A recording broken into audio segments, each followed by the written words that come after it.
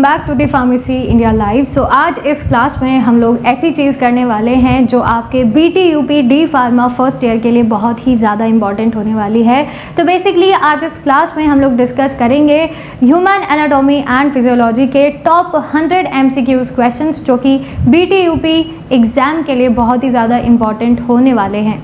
ऐसे MCQs questions मैं आपको कराऊंगी जो कि आपके आने वाले डी फार्मा एग्ज़ाम के पॉइंट ऑफ व्यू से बहुत ही ज़्यादा ज़रूरी होंगे और एक्सप्लेनेशन के बाद ये क्वेश्चंस मैं आपको कराऊंगी। ठीक है, चलिए तो स्टार्ट करते हैं। लेकिन अगर आपको बाइलिंगुअल लैंग्वेज चाहिए, PDF नोट्स उनके चाहिए, तो डिस्क्रिप्शन बॉक्स में एक गूगल फॉर्म दिया गया है, उसको आपको फिल कर लेना है। फिल करने के बाद सिंपली आप उसको सबमिट कर दीजिएगा एंड आपको बाइलिंगुअल नोट्स जो कि हर एक सब्जेक्ट के हैं, चाहे आप डी फार्मा फर्स्ट ईयर में हैं या फिर सेकेंड ईयर में हैं, तो आप उनको ले सकते हैं।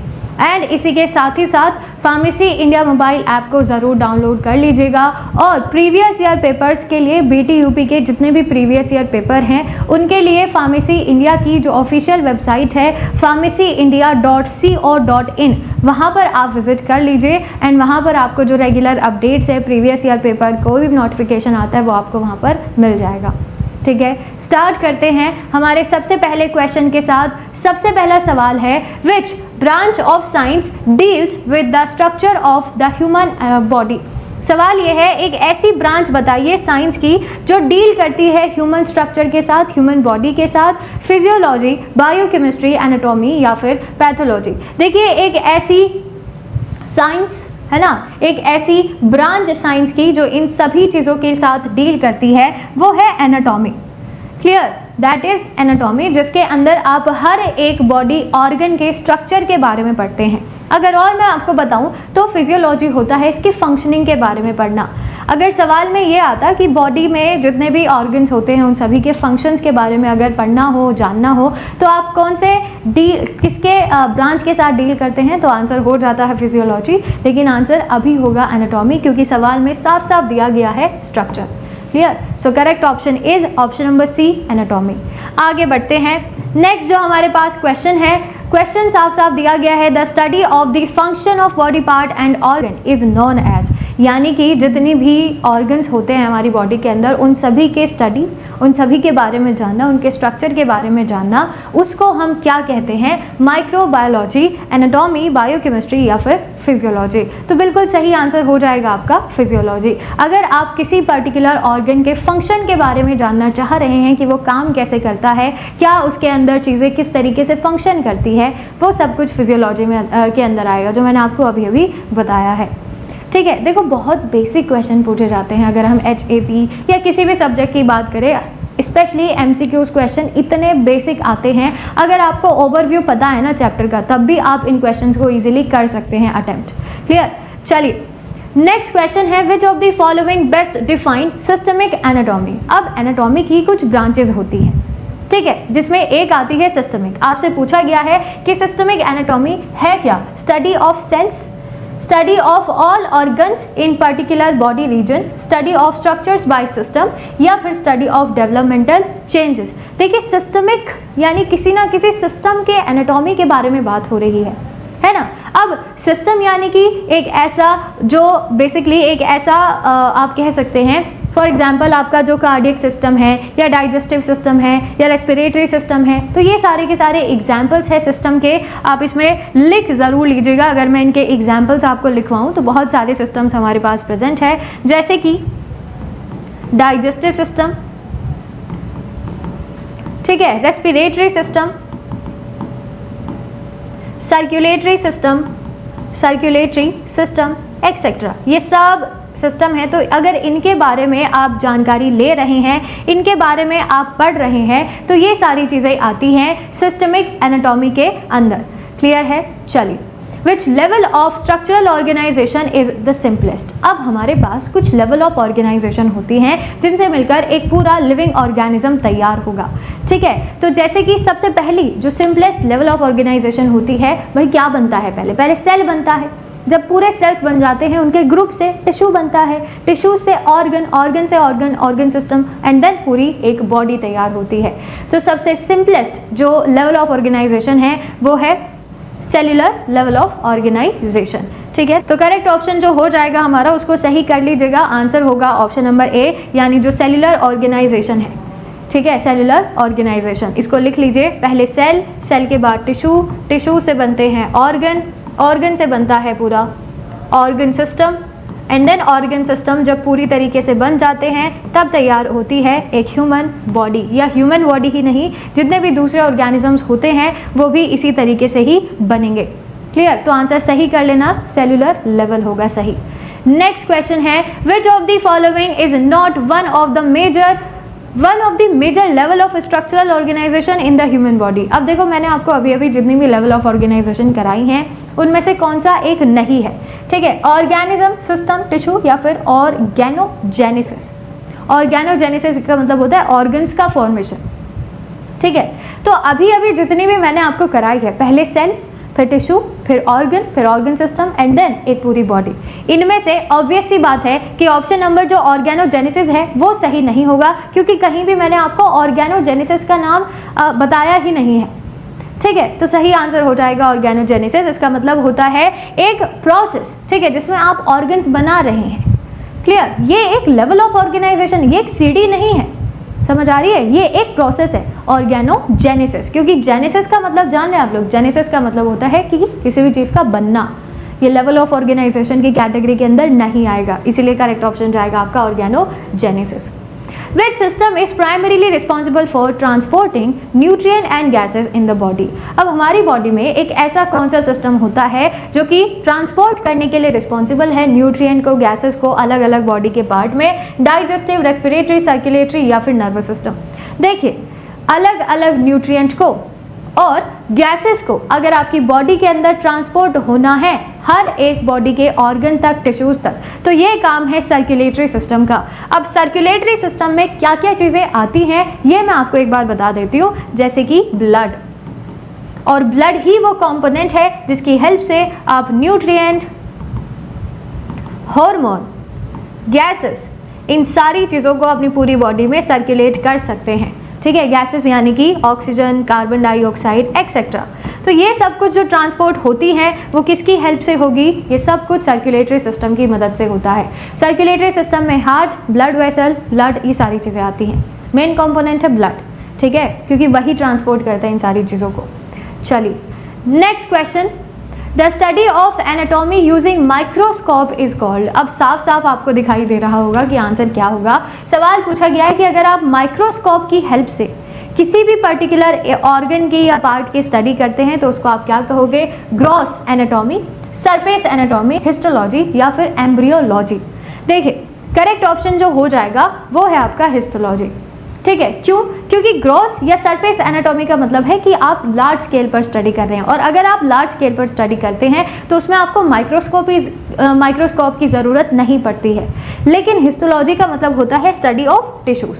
तो ये मैं लिखवा देती हूँ, जो हिस्टोलॉजी है इसका मतलब है study of tissues, study of tissues. ठीक है, अब टिश्यूज़ की अगर स्टडी करनी है तो ये तो माइक्रोस्कोपिक स्ट्रक्चर्स हैं, माइक्रोस्कोपिक स्ट्रक्चर्स हैं, है ना। माइक्रोस्कोपिक स्ट्रक्चर्स यानी कि बहुत ही छोटे छोटे से स्ट्रक्चर हैं। इनको आपको पढ़ने के लिए या इनको चेक करने के लिए, देखने के लिए, इनका स्ट्रक्चर, इनका फंक्शन, सब चीज़ों के लिए आपको माइक्रोस्कोप की हेल्प लेनी पड़ेगी।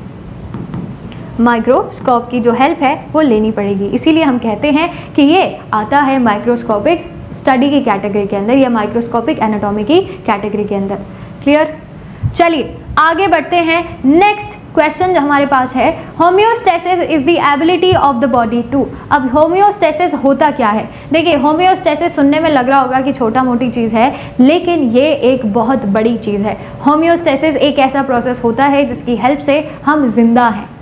ठीक है, हम जिंदा हैं, हम एनवायरनमेंट में एडजस्ट कर पाते हैं। ये है होम्योस्टेसिस, जिसमें हमारी बॉडी की सारी चीज़ें मेंटेन की जाती हैं। एक बाहर के एनवायरनमेंट से कुछ भी हो रहा हो उससे हमारी बॉडी को फ़र्क नहीं पड़ना चाहिए। ये होता है होम्योस्टेसिस, जिसमें आपका टेम्परेचर, एसिड बेस बैलेंस, पानी का बैलेंस, हर एक चीज़ें रेगुलेट होती हैं। ठीक है, तो ऑप्शन देख लेते हैं। ग्रो इन साइज नहीं, respond to external stimuli, maintain a stable internal environment, यही होगा बिल्कुल सही आंसर। क्योंकि जैसे कि मैंने आपसे बोला, बाहर कुछ भी चल रहा हो हमें उससे फर्क नहीं पड़ना चाहिए, और अंदर का जो एनवायरनमेंट है, अंदर की जो चीजें हैं वो बिल्कुल स्टेबल अमाउंट में होनी चाहिए, लिमिटेड होनी चाहिए। तो आंसर जाएगा इसका option number C, maintain a stable internal environment. ठीक है, आगे बढ़ते हैं। Which of the following organ system regulates body activities by releasing hormone? एक ऐसा सिस्टम आपको बताना है जो कि हॉर्मोन्स रिलीज करके बॉडी की एक्टिविटीज को कंट्रोल करता है। सिंपल है, नर्वस तो नहीं होगा, एंडोक्राइन सिस्टम, क्योंकि एंडोक्राइन सिस्टम ही वो सिस्टम है जो रिलीज करता है हॉर्मोन्स, जो कि केमिकल्स होते हैं, और ये हमारी बॉडी के फंक्शंस को रेगुलेट करेंगे। अगर मैं एग्जाम्पल आपको बताऊं कि कौन कौन से फंक्शंस को ये रेगुलेट करते हैं, तो जैसे कि आपकी ग्रोथ है, ठीक है, डेवलपमेंट, इसके अलावा और भी चीज़ें हैं। फॉर एग्जाम्पल जो सेक्सुअल कैरेक्टरिस्टिक्स होते हैं मेल एंड फीमेल में, कैरेक्टरिस्टिक्स, उनके लिए भी ये रिस्पॉन्सिबल होता है। तो मोटा मोटी अगर देखा जाए तो जितनी भी ग्रोथ एंड डेवलपमेंट हमारी बॉडी में होती है वो सब हॉर्मोन्स का ही किया धरा है। क्लियर, अलग अलग बॉडी पार्ट में अलग अलग तरीके से डेवलपमेंट होता है, अलग अलग तरीके से ग्रोथ होती है। तो ये सब कुछ देखने का काम होता है एंडोक्राइन सिस्टम का, which releases hormones. Clear, answer जाएगा ऑप्शन नंबर बी। चलिए, नेक्स्ट क्वेश्चन है, the term anatomy is derived from the Greek word anatom. इसका मतलब आपको बताना है। देखो, एनाटॉमी ग्रीक वर्ड से लिया गया है जिसका नाम है एनाटॉम, बस उसी एनाटॉम का फंक्शन आपको बताना है, मतलब आपको बताना है। फंक्शन, डिसीज, कटिंग अपार्ट या फिर हीलिंग। देखिए, एनाटॉम का जो मतलब होता है वो है कटिंग अपार्ट। जो एनाटॉम वर्ड है इसका मतलब है किसी भी एक पर्टिकुलर पार्ट को अगर आप काट कर अलग कर दे रहे हैं, है ना, डाइसेक्शन कर दे रहे हैं, तो उसी चीज़ का जो ग्रीक वर्ड है दैट इज एनाटॉम, जो इसी वर्ड से लिया गया है। एनाटॉमी में भी आप यही करते हैं, आप किसी एक पर्टिकुलर पार्ट को पहले अलग करोगे, उसकी स्टडी करते हो कि उसके अंदर क्या क्या चीज़ें प्रेजेंट है। ठीक है, तो वही चीज़ है। चलिए आगे बढ़ते हैं। Which of the following is known as the power house of a cell? बहुत ही सिंपल, बहुत ही इजी क्वेश्चन है कि powerhouse of a cell कौन है, और मुझे ये समझाने की भी जरूरत नहीं होगी, आंसर जाएगा आपका माइटोकॉन्ड्रिया। कारण है एटीपी का फॉर्मेशन। चलिए आगे बढ़ते हैं। Which organelle is responsible for protein synthesis? अब ये जरूरी है, एक ऐसी ऑर्गेनेली जो प्रोटीन बनाने के लिए जरूरी है वो है राइबोसोम्स। एक चीज याद रखना, जहां जहां राइबोसोम एक सेल में, वहां प्रोटीन। ठीक है, कहीं भी एक सेल में किसी भी पार्ट में अगर राइबोसोम पाया जा रहा है तो इसका मतलब सिंपल है कि वहां पर प्रोटीन का फॉर्मेशन हो रहा है। अब ये राइबोसोम यूकैरियोट में भी प्रेजेंट होते हैं, प्रोकैरियोट में भी प्रेजेंट होते हैं। डिफरेंस ये है, यूकैरियोट में 80S होंगे, प्रोकैरियोट में 70S होंगे, बस ये डिफरेंस होता है। ठीक है, इसके अलावा एक और चीज़ थी मुझे आपको बतानी थी, वो ये है कि अगर साइटोप्लाज्म में ये प्रेजेंट है तब भी इसका काम प्रोटीन ही बनाने का होगा। अगर ये किसी दूसरी ऑर्गेनेली के साथ चिपक कर बैठा हुआ है तब भी इसका काम यही होगा। एग्जाम्पल है रफ एंडोप्लाज्मिक रेटिकुलम। ठीक है, तो काम इसका एक ही है, वो है प्रोटीन का फॉर्मेशन होगा हर एक ऑर्गेनिज्म में, चाहे वो यूकैरियोट हो चाहे वो प्रोकैरियोट हो। क्लियर, चलिए अब आगे बढ़ते हैं। नेक्स्ट हमारे पास question, the basic structural and functional unit of life is, किसको नहीं पता है इसका जवाब? Basic structural and functional unit of life क्या है? सेल, क्योंकि सेल से मिलकर ही एक पूरा ह्यूमन जीनोम नहीं कहेंगे हम, लेकिन हम ये कह सकते हैं कि लिविंग ऑर्गेनिज्म का जो जन्म है वो यहीं से ही हुआ है। जब तक सेल नहीं बनेगा टिश्यू नहीं बनेगा, टिश्यू नहीं बनेगा तो आगे का जो पूरा लेवल ऑफ ऑर्गेनाइजेशन है वो नहीं बन पाएगा, इसीलिए सेल से ही शुरुआत हुई है। This is the basic structural and functional unit of life. ठीक है, जो हर एक लिविंग ऑर्गेनिज्म में होता ही है। आगे बढ़ते हैं। Next question, Which tissue type is responsible for transmitting electrical impulses? Electrical impulses को एक जगह से दूसरी जगह भेजने के लिए कौन सा सिस्टम या कौन सा टिश्यू का टाइप रिस्पॉन्सिबल होता है? देखिए, ह्यूमन बॉडी में बेसिकली 4 तरीके के टिश्यूज पाए जाते हैं। एक तो है epithelial, muscular, nervous and connective, यही 4 टाइप हैं। इनमें से जो नर्वस टिश्यू है, ठीक है, जिसके अंदर बेसिकली न्यूरॉन्स पाए जाते हैं, है ना, एंड न्यूरॉन्स की हेल्प से ही आप इम्पल्सेस को एक जगह से दूसरी जगह भेजना भेजने का काम करते हैं। ठीक है, मान लीजिए कि मुझे अपने ब्रेन से हाथ तक कोई भी सिग्नल पहुंचाना है तो मैं क्या करूंगी, मैं न्यूरॉन्स की हेल्प लूंगी। ठीक है, और ये जो मैसेजेस होते हैं इनको हम दूसरी भाषा में या अपनी बॉडी की भाषा में इम्पल्सेस कहते हैं। आप इनको कह सकते हैं मैसेजेस। ठीक है, जो ट्रांसमिट होते हैं किसकी मदद से, जो नर्वस टिश्यू होता है इसकी मदद से, जिसमें न्यूरॉन्स पाए जाएंगे। क्लियर। चलिए next question, which cell organelle is involve in digestion of worn out cell parts. Worn out cell parts मतलब सेल के वो हिस्से जो पूरी तरीके से टूट फूट चुके हैं, उनके डाइजेशन के लिए या उनके डिग्रेडेशन के लिए कौन सा पार्ट रिस्पॉन्सिबल होता है एक सेल का, endoplasmic reticulum, Golgi body, lysosome या फिर सेंट्रोसोम। देखिए ये सारा का सारा जो काम है ये लाइसोसोम का होता है, जिसको हम डाइजेस्टिव सेल ऑर्गेनली भी कह सकते हैं एक सेल की। इसमें होते हैं हाइड्रोलाइटिक एंजाइम, सुना भी होगा आप लोगों ने, और यही है वो जिसको हम सुसाइडल बैग के नाम से भी जानते हैं। मैं लिख देती हूँ क्योंकि सुसाइडल बैग को याद रखना बहुत इंपॉर्टेंट है। ये सवाल ऐसे भी आ सकता है, कौन सी सेल ऑर्गेनली को सुसाइडल बैग कहा जाता है, आपका आंसर होना चाहिए लाइसोसोम, क्योंकि इसी को ही कहा जाता है। क्यों? क्योंकि यहाँ पर होता है हाइड्रोलाइटिक एंजाइम जो कभी कभी खुद ही को ही डैमेज कर देते हैं, हाइड्रोलाइटिक एंजाइम्स। ठीक है, चलिए आगे बढ़ते हैं। Next question, which type of tissue covers body surface and lines cavities. एक ऐसा टिश्यू टाइप आपको बताना है जो बॉडी के सरफेस को कवर करके रखेगा एंड इसी के साथ ही साथ जो कैविटीज होती है हमारी बॉडी में उसको भी लाइन करके रखे। Cavities for example blood vessels है, एल्वियोलाई है, ये खाली ही तो जगह है ना, इनकी लाइन को कवर करने का काम किसका है? This is the function of epithelial tissue, जो कह सकते हैं आप लोग बॉडी के सरफेस, स्किन। ठीक है, क्या है स्किन? एपिथेलियल टिश्यू है ना भाई, लेमिनेशन है तुम्हारी बॉडी का, एपिथेलियल टिश्यू, तो यही है आंसर। चलिए, विच of the following tissue connects and support other body parts. एक ऐसा टिश्यू आपको बताना है जो कि सपोर्ट करेगा दूसरे बॉडी पार्ट्स को, साथ ही साथ दूसरे बॉडी पार्ट्स को आपस में कनेक्ट भी करता है। तो कनेक्ट यानी कि कनेक्टिव टिश्यू। एक ऐसा टिश्यू जो हमारी बॉडी में सबसे ज्यादा अमाउंट में पाया जाता है, तो आप इसको लिख सकते हैं most abundant connective tissue, most abundant type of tissue. सबसे ज्यादा अमाउंट में यही पाया जाएगा connective tissue, and it is very very important ताकि आपकी बॉडी को ये सपोर्ट प्रोवाइड करे। ठीक है, तो आंसर हो जाएगा इसका option number C, connective tissue. Clear, आगे बढ़ते हैं। Which cell organelle package proteins for secretion. एक ऐसा सेल ऑर्गेनली बताना है जो कि पैकेजिंग के लिए रिस्पॉन्सिबल होता है। देखिए पैकेजिंग के लिए जो रिस्पॉन्सिबल होगा वो है गोल्जी अपैरेटस। ठीक है, दिस इज गोल्जी अपैरेटस जो रिस्पॉन्सिबल होता है। मान लीजिए एंडोप्लाज्मिक रेटिकुलम ने प्रोटीन बना दिया, अब उसकी अच्छे से पैकेजिंग होना ज़रूरी है ना, उसका ट्रांसपोर्टेशन अगर करना है तो पैकेजिंग, मॉडिफिकेशन, ये सब कुछ ज़रूरी है और ये काम गोल्जी अपैरेटस का होगा। तो आंसर जाएगा option number A. Easy question है, ऐसे ही आते हैं डी फार्मा के एग्जाम में, ऐसे ही क्वेश्चंस पूछे जाते हैं। बीटी यूपी डी फार्मा में इसी तरीके के सवाल आते हैं। ठीक है, तो अगर तुम्हारा बेसिक कंप्लीट है तो टेंशन लेने वाली बात बिल्कुल भी नहीं है। चलिए, what is the function of smooth endoplasmic reticulum. अब स्मूथ एंडोप्लाज्मिक रेटिकुलम का काम बता दीजिए क्या होता है। देखो हमारे पास जो एंडोप्लाज्मिक रेटिकुलम है वो दो तरीके का होता है, एक तो है स्मूथ और दूसरा होता है रफ। अब स्मूथ इसीलिए है क्योंकि यहाँ पर राइबोसोम नाम की कोई चीज़ प्रेजेंट नहीं है, रफ इसीलिए है क्योंकि यहाँ पर राइबोसोम प्रेजेंट होता है। अब मैंने आपसे ही कहा था कि जहाँ जहाँ राइबोसोम उसका काम है प्रोटीन बनाने का, तो इसका मतलब ये तो प्रोटीन बनाएगा, लेकिन फिर इसका काम क्या है? देखो ये काम करता है लिपिड के फॉर्मेशन में।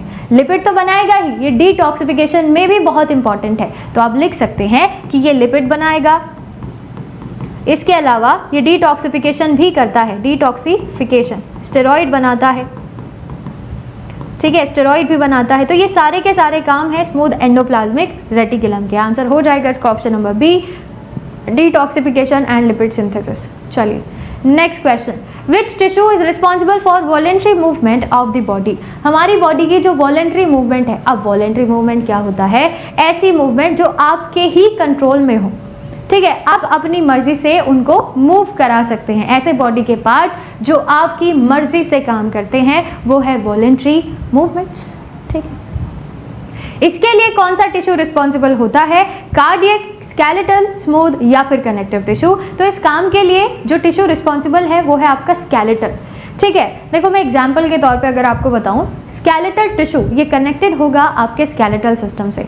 आप खुद ही इमेजिन करके देखो कि क्या आपका स्केलेटल सिस्टम आपकी मर्जी के बिना काम करता है या आपकी मर्जी के साथ ही काम करता है। आप जब चाहेंगे अपना हाथ मूव कर पाएंगे, ठीक है, आप जब चाहें अपना पैर मूव कर सकते हैं, तो ये आपकी मर्जी से काम करता है, ये आपके ऑर्डर पर काम करेगा।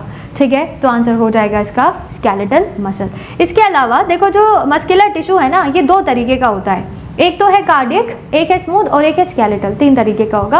अब कार्डियक और स्मूथ ये इनवॉलेंट्री होते हैं नेचर में, यानी ये आपकी मर्जी से काम नहीं करेंगे। ठीक है, ये आपकी मर्जी से काम नहीं करते हैं, या हम कहें कि आप इनको कंट्रोल नहीं कर सकते हैं। क्लियर, ये ऑटोनॉमिक नर्वस सिस्टम के इशारों पर नाचने वाली चीजें हैं। तो आंसर हो जाएगा इसका option number B, skeletal muscle, जो हमारे लिए हमारी मर्जी से काम करता है।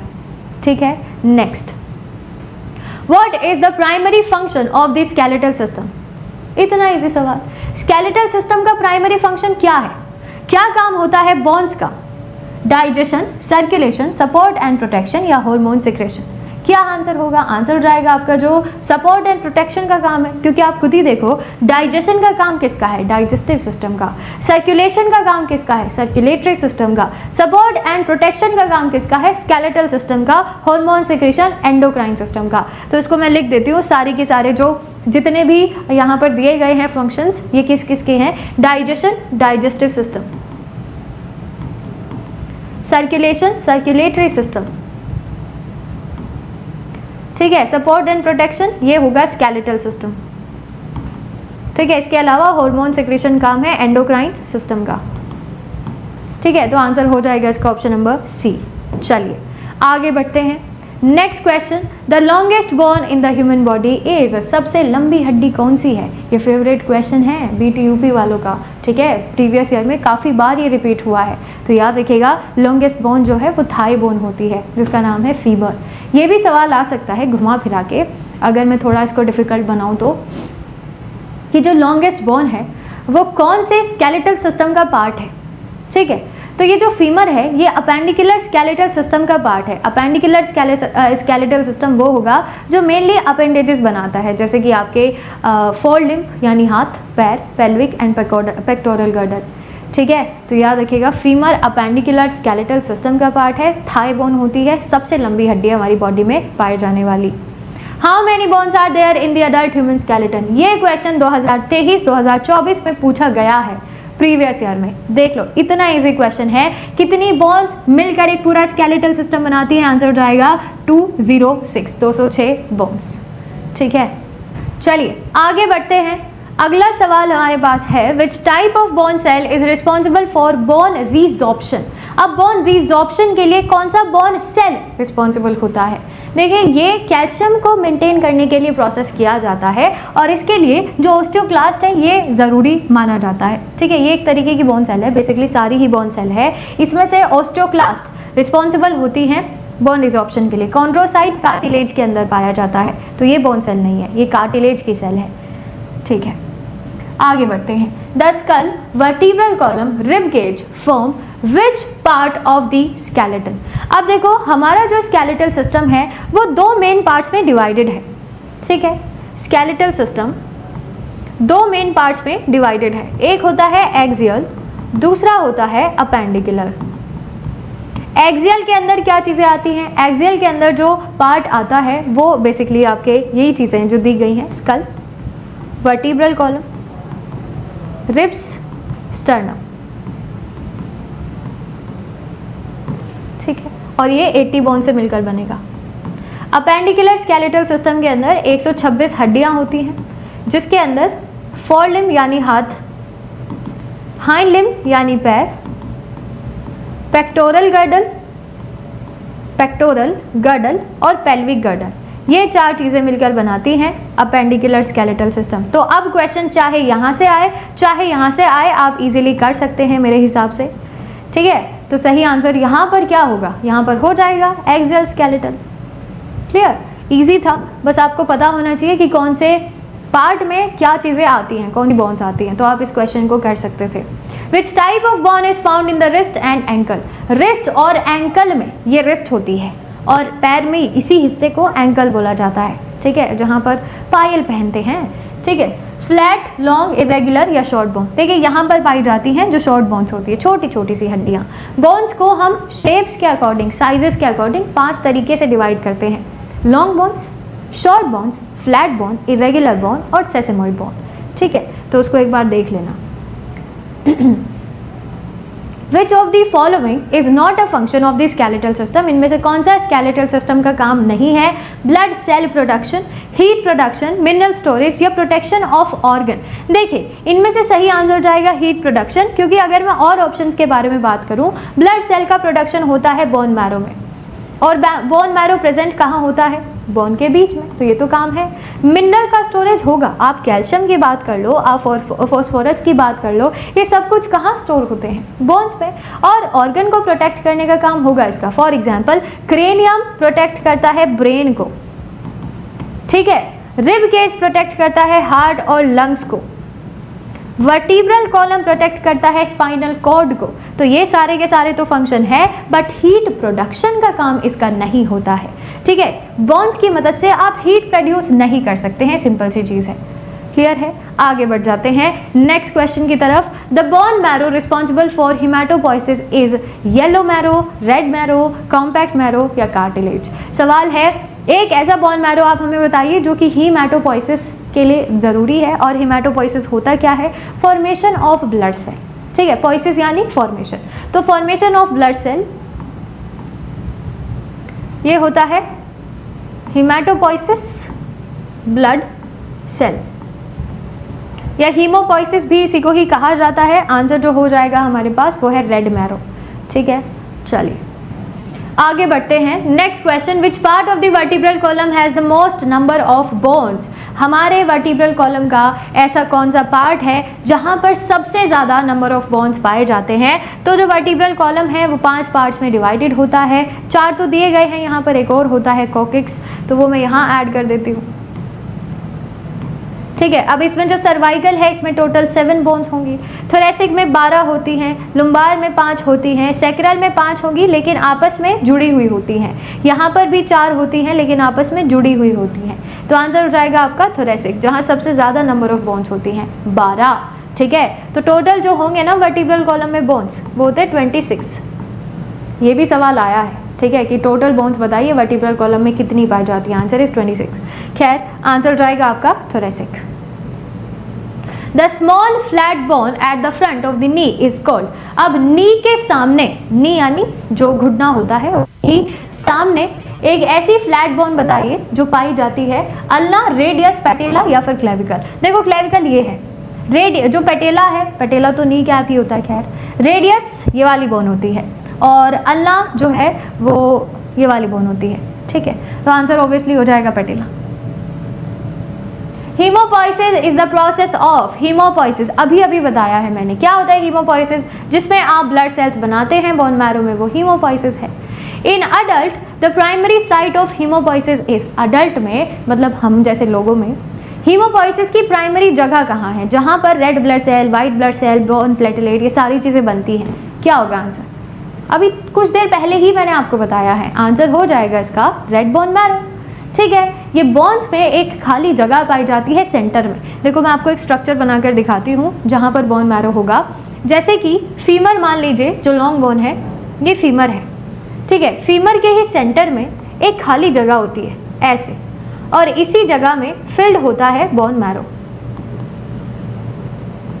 ठीक है। इसी जगह में भरा हुआ होता है बोन मैरो। इसी बोन मैरो में बनते हैं आपके ब्लड सेल, चाहे व्हाइट ब्लड सेल हो, रेड ब्लड सेल हो या फिर प्लेटलेट हो, ठीक है। आगे बढ़ते हैं।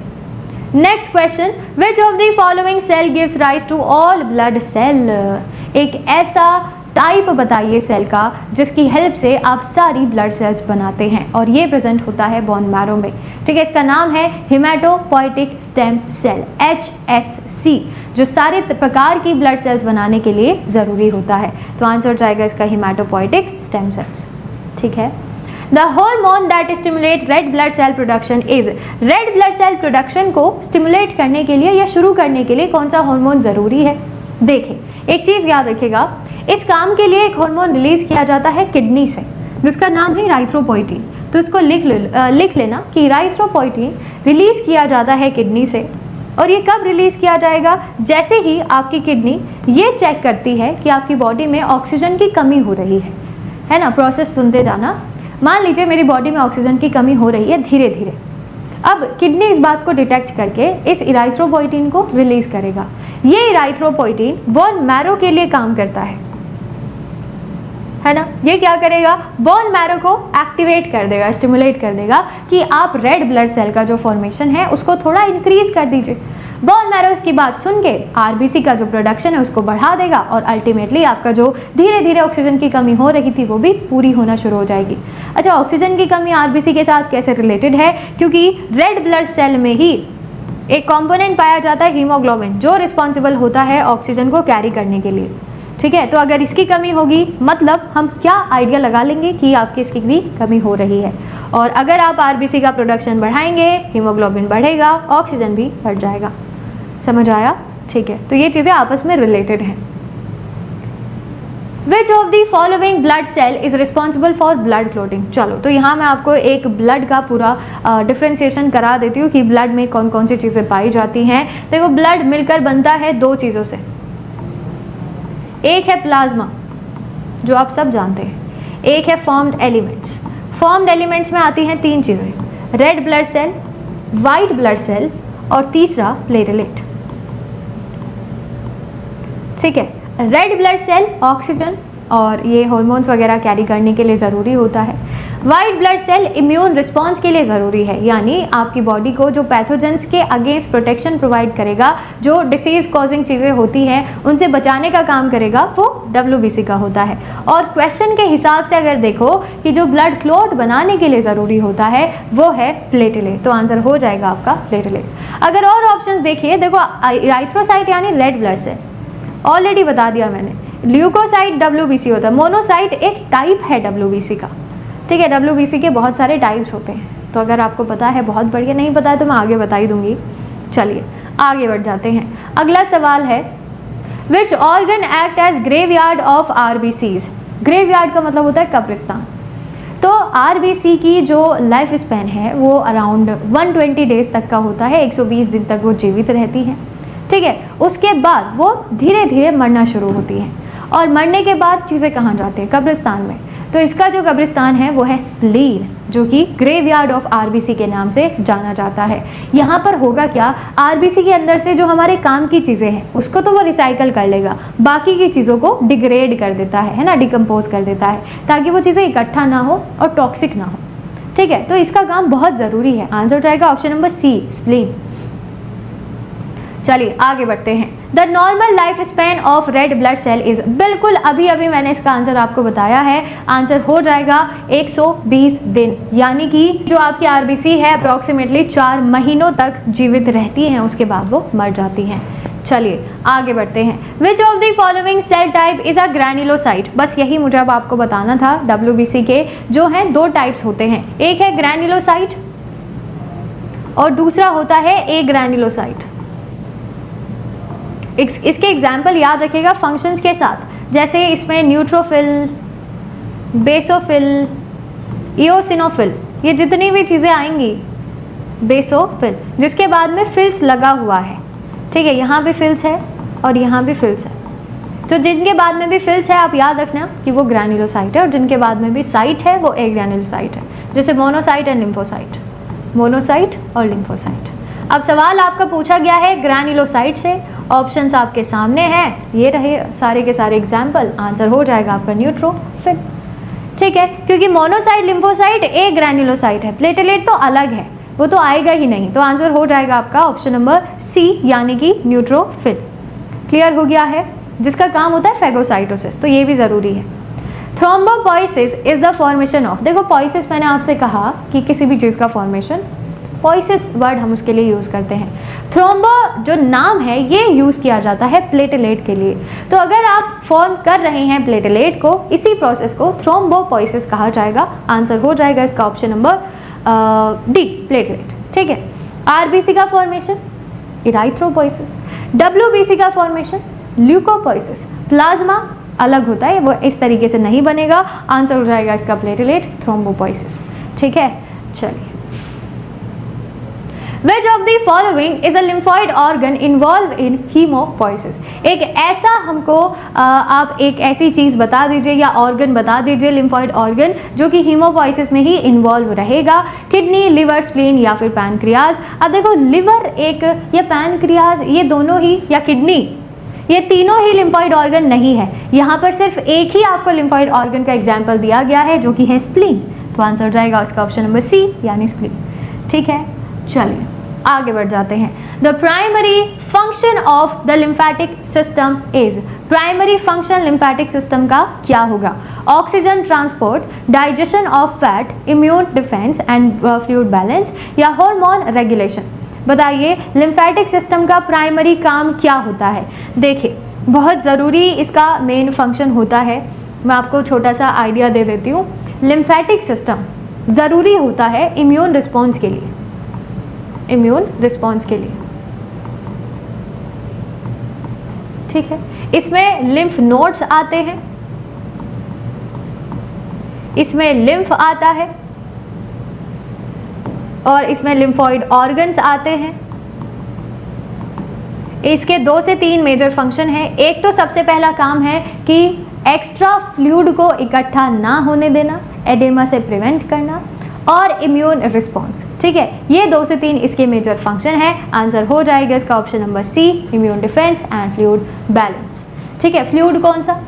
देखो, जो फ्लूइड सर्कुलेटरी सिस्टम से लीक होता है वही लिम्फ बनाएगा, और उसी को हमें एक्यूमुलेट होने से रोकना है। हम एक्स्ट्रा फ्लूइड को वापस भेज देते हैं सर्कुलेटरी सिस्टम में लिम्फेटिक सिस्टम की मदद से, ताकि उसका इकट्ठा होने से उसको बचाया जा सके, और अल्टीमेटली आप उसको एडेमा से प्रिवेंट कर सके।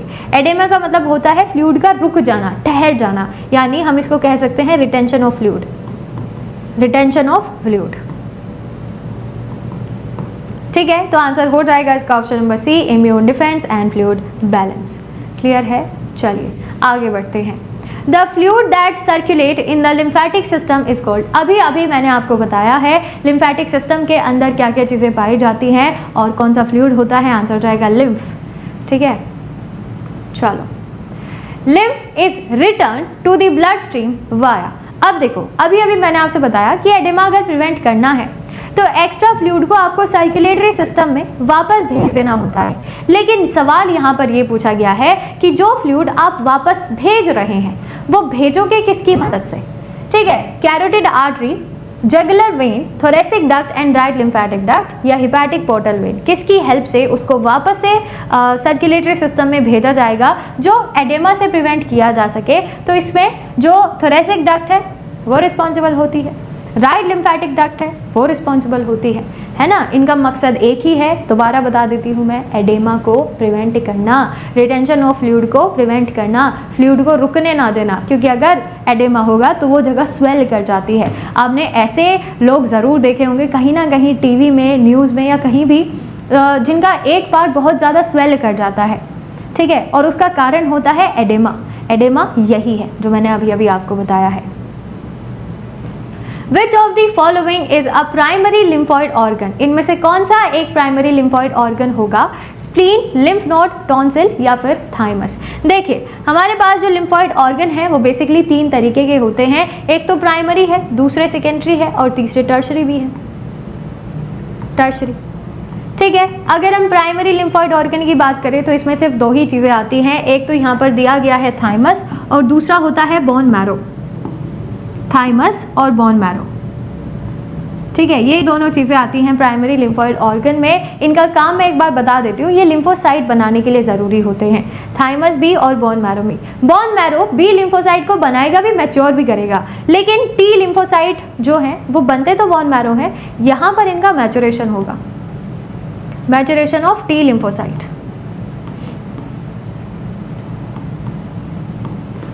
ठीक है, ये याद रखिएगा, टी लिम्फोसाइट बनते नहीं हैं थाइमस में, इनका सिर्फ और सिर्फ मैच्योरेशन होगा थाइमस ग्लैंड में, इनका फॉर्मेशन बोन मैरो में ही होता है। क्लियर? चलिए ठीक है, आगे बढ़ जाते हैं।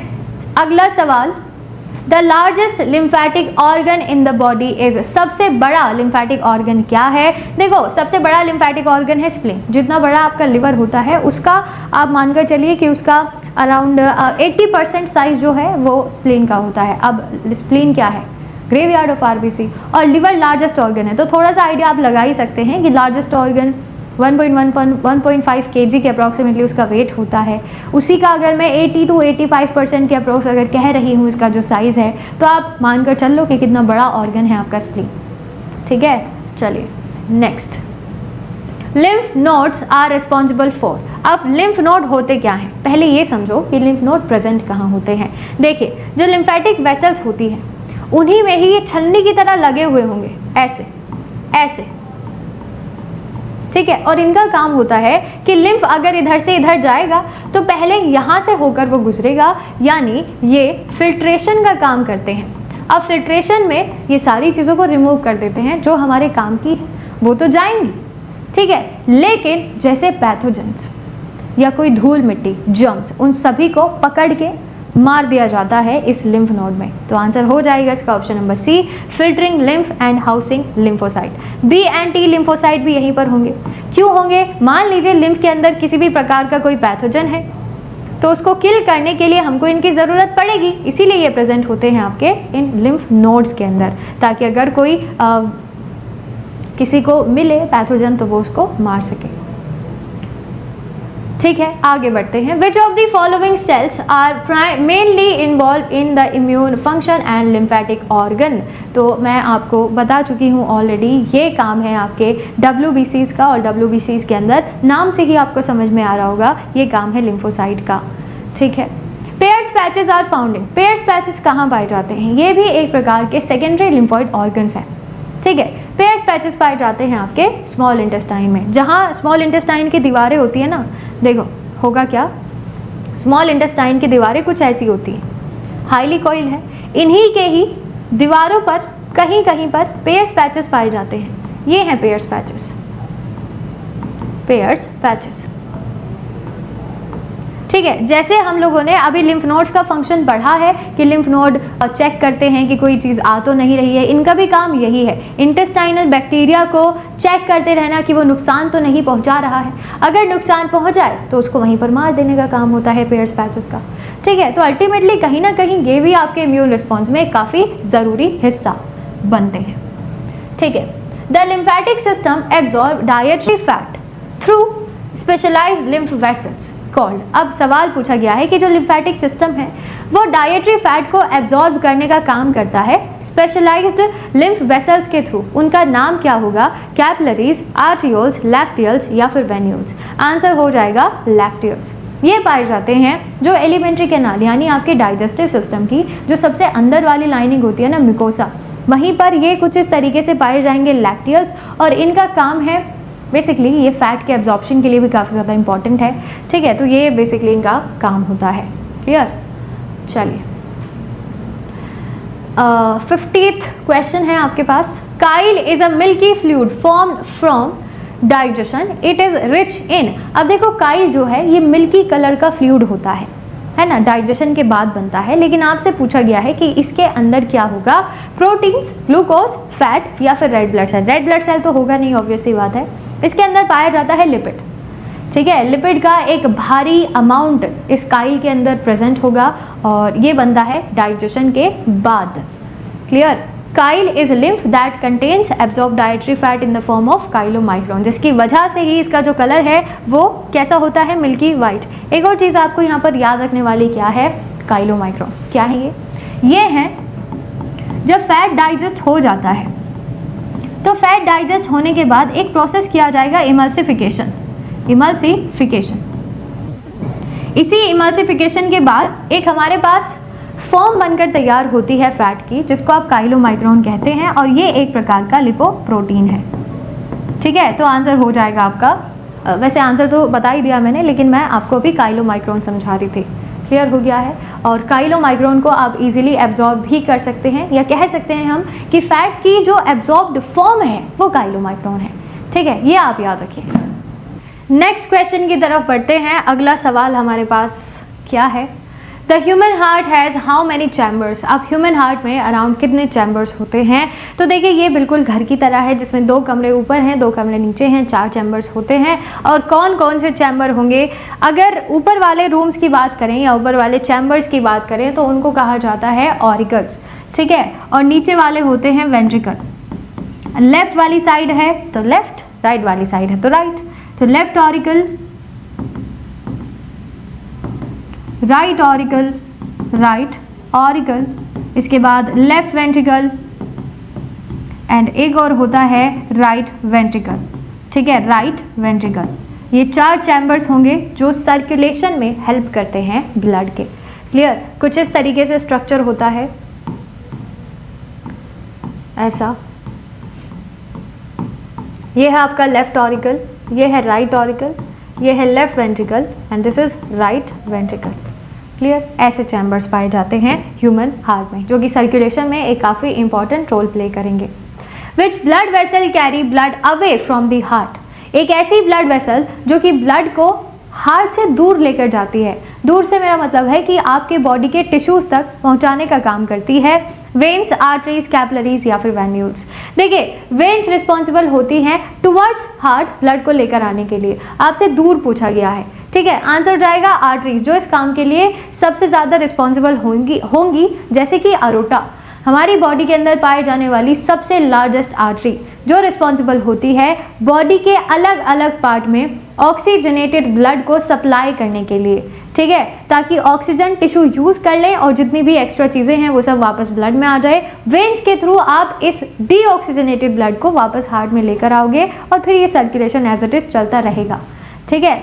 चलिए, the valve between the left auricle and left ventricle is called. अब देखो वॉल्व होती क्या है? ये हैं दरवाजे जिनका काम होता है बैक फ्लो प्रिवेंट करने का और जो रिस्पॉन्सिबल होती है लेफ्ट वाली साइड में पूछा गया है, आंसर जाएगा माइट्रल वॉल्व।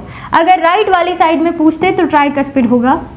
राइट ऑरिकल और वेंट्रिकल के बीच में होती है ट्राइकस्पिड। पल्मोनरी वॉल्व जो है ये पाई जाती है बिटवीन राइट वेंट्रिकल और इसी के साथ ही साथ जो पल्मोनरी वॉल्व है, पल्मोनरी आर्टरी है उसके दरवाजे पर, ठीक है। और अरोटिक तो पता ही होगा आप लोगों को, लेफ्ट वेंट्रिकल और अरोटा के बीच में पाई जाती है।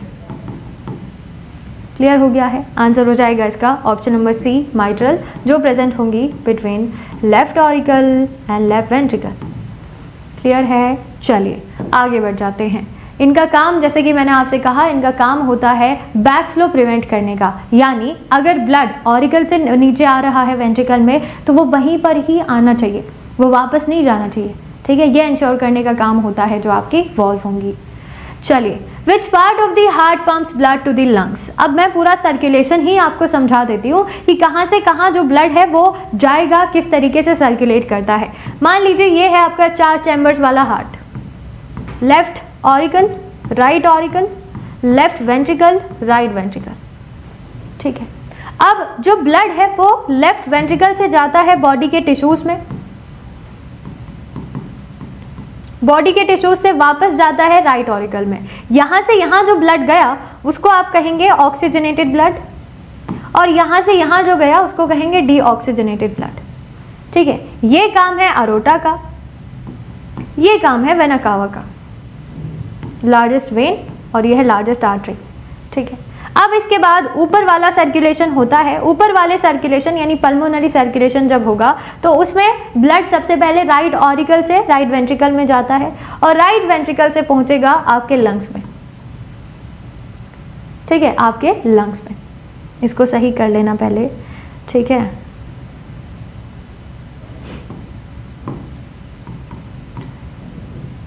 क्लियर? देखो, राइट वेंट्रिकल से जब लंग्स में ब्लड जा रहा होगा तो ये डीऑक्सीजनेटेड ही तो है, ये लेकर जाएगा पल्मोनरी आर्टरी। पल्मोनरी आर्टरी लिख सकते हैं आप लोग। ये जो ब्लड रहेगा ये होगा डीऑक्सीजनेटेड।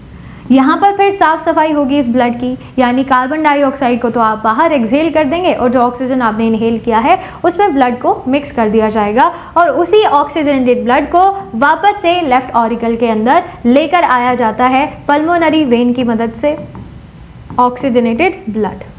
ठीक है, फिर यहाँ से यहाँ, और ये सर्कुलेशन ऐसे ही चलता रहेगा। ऊपर वाले सर्कुलेशन को पल्मोनरी बोला जाता है, नीचे वाले सर्कुलेशन को सिस्टमिक सर्कुलेशन बोला जाता है, और इन दोनों को अगर मिला दिया जाए यही होता है डबल सर्कुलेशन। ठीक है, जिसके लिए हम जाने जाते हैं।